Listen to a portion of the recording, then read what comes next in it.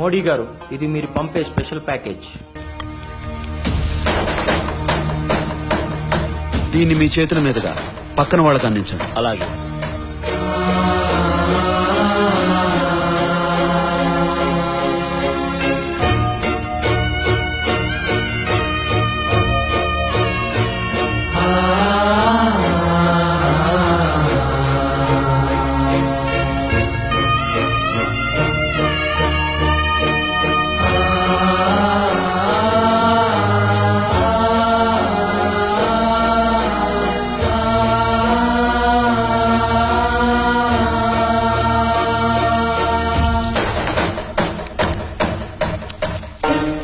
మీరు పంపిన నిధి అధికారుల చేతులు తడిపి సామాన్య ప్రజలు చేరేలోగా ఇలా అయిపోతుంది.